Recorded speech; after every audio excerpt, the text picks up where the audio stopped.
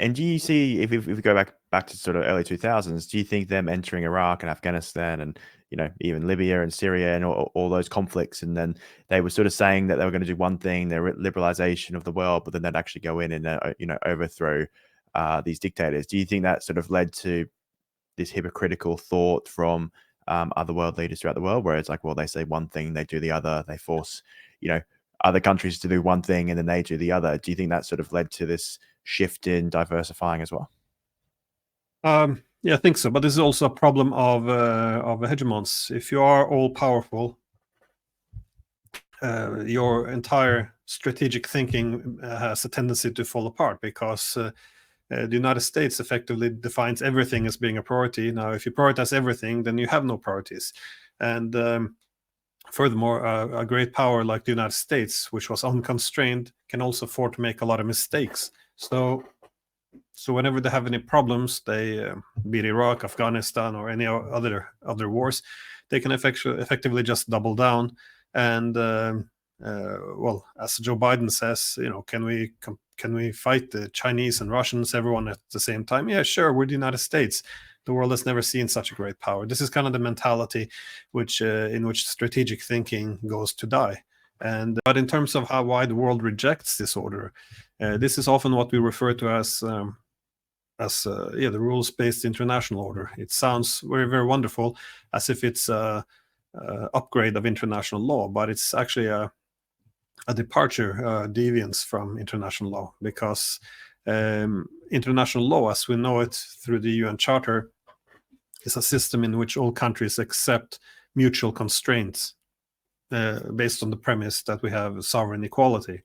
Now, the problem with the rules-based international order, they effectively add to it a layer of humanitarian law. So, and they introduce effectively a second layer of principles, or creating two separate rules. And I often make the example of, for example, territorial integrity. This is based on international law. You can't change the borders of other states. Sovereignty has to be respected. But however, under humanitarian law, we can argue, well, some people have the right for self-determination. So when we look, for example, at the case of Kosovo, the United States said, well, Kosovo should be able to secede from Serbia. And this, of course, is a violation of international law, but it's a humanitarian principle has to come first.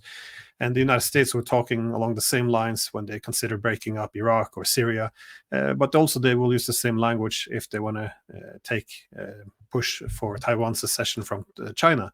However, we also see when other countries do the same, such as the secession of Crimea from Ukraine, then they switch and they say, no, we have to have territorial integrity. So you effectively have two sets of rules, and they pick and choose which one they want. So, and the whole idea is based on sovereign inequality. That's the international system that was formed. Because if you have a hegemon, why would it accept mutual constraints? It doesn't really make any sense. So under a hegemon, it's more likely that the international rules will reflect this lack of a balance of power, which is why after the Cold War, we more and more began to talk about, democracy promotion, humanitarian interventionism, the global war on terror, all of these things. The common denominator is always the same thing. It's that others should not be allowed to do to us, but we should be allowed to do to others. So it's not equal sovereignty for us, but not for you. And this is why the Chinese, Russians, and also, I would say, majority of the world rejects this so-called rules-based international order.